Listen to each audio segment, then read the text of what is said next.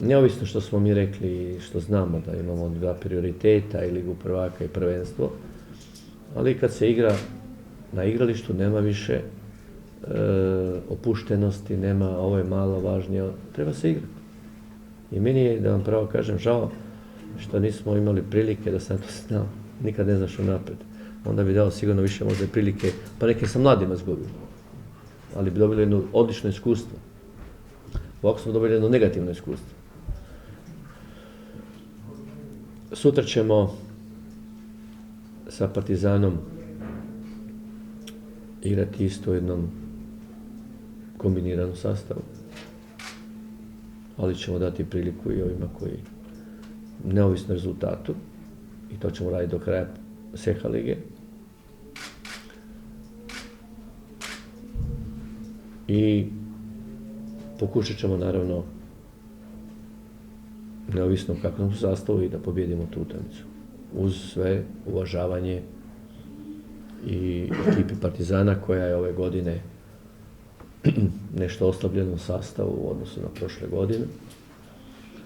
Ali kažem, to ništa ne za nas znači, nego trebamo igrati u kakvom god sastavu, igrati kako treba. Mi smo u koncentraciji i za ove naredne utakmice, poglavito i ovo što će doći sa Barcelonom i Dinamo, koji će biti za nas posebno izazovna utakmica, teška utakmica. Dakle, igramo na ta dva kolosijeka i SEHA lige i Lige prvaka i moramo od svake utakmice izvući korist, tako i ove sutra i tako i narednih utakmica SEHA lige. Dakle, SEHA se pokazala, kažem, kao odlična mogućnost da koristimo za sve naredne utakmice i da koristimo, da ispravimo neke pogreške, da se usavršava nešto, tako da, ali opet da se mora da sve od sebe na igralištu. Tako niti njih ne podcjenjujemo i pokušat ćemo sutra ispraviti ono, poglavito pristupom, što je jako bitno, pristup igri u odnosu kako smo imali dobrim dijelom utakmice i sa Nexom. Što se tiče same utakmice protiv Partizana, ona za mene ima jednu posebnu sentimentalnu težinu, jer je to moj bivši klub, ali to sigurno neće uticati na moju igru, koliko dobijem šansu da igram.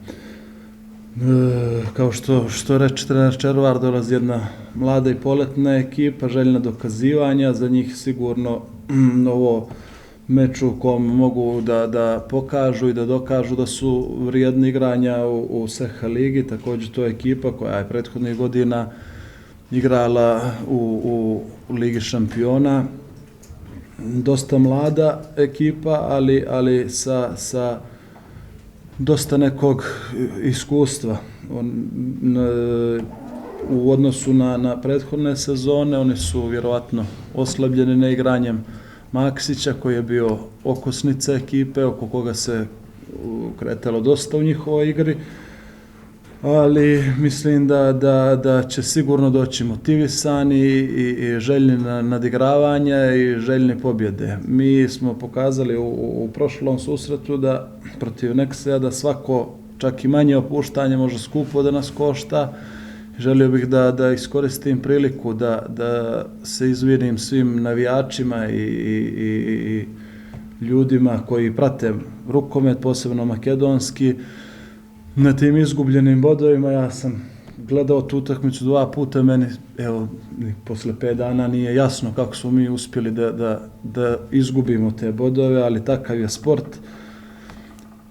Svašta može da se desi, tako da je ovo vjerovatno prava prilika protiv jednog protivnika koji je dosta, bar po mladosti, sličan Nexeu, da ispravimo te neke greške, da ispravamo neke varijante koje ćemo vjerovatno koristiti u igri protiv Barcelone i da napravimo jednu dobru uvertiru za taj meč Lige šampiona.